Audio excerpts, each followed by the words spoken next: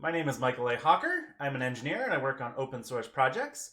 I hold a master's degree in computer science from McGill University with additional certificates in user-centered design and game design.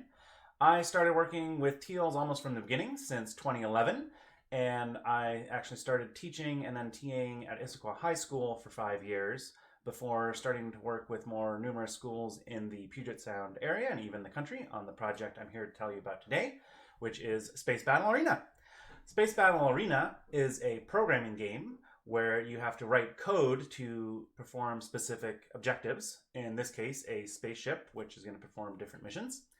And so let's beam in and explain a little bit more about what Space Battle Arena is and how you can use it in your classroom. Given its name, you're right to assume that Space Battle Arena has to do with the cosmos. It is a real-time networked physical simulation of space.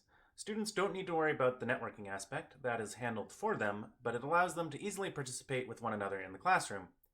This is an example of one of the later missions available in Space Battle Arena. In it, students are tasked with writing a ship to retrieve baubles, the colored dots that you're seeing on the screen.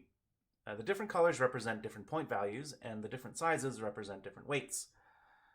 Then they must navigate their ship back to their assigned base in order to receive points. You can see Date Peas here is about to hit their base and depositing their 2 baubles and receiving 2 points.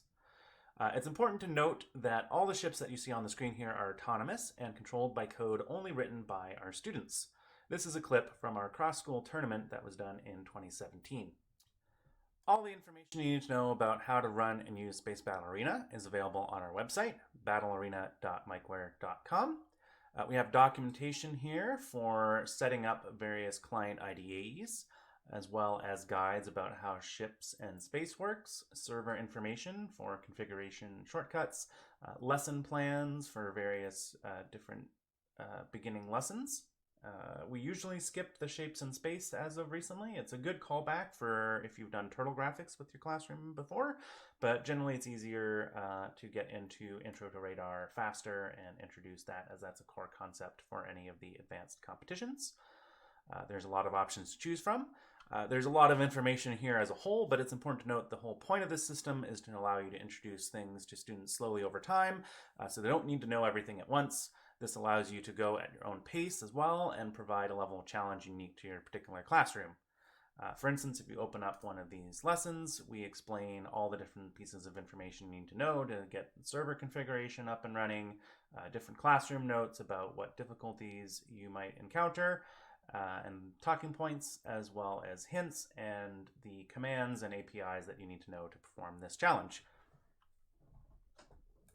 If we go to one of the client setup instructions, for instance, the JGrasp instructions, you'll see that we have a spaceship template here.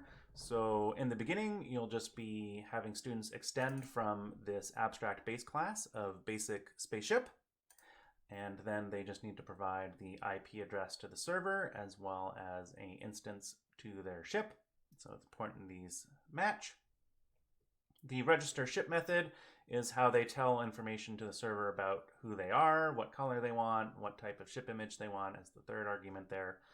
And then the main core of a ship is the getNext command method, where they will receive information about the environment and have to return a command that they want their ship to perform, such as thrust, rotate, brake, fire torpedo, raise shields, etc.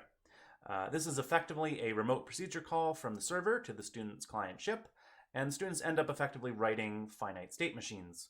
Some classrooms actually use this as a topic of discussion in a lesson, and students will need to think about physics and math from their other classes.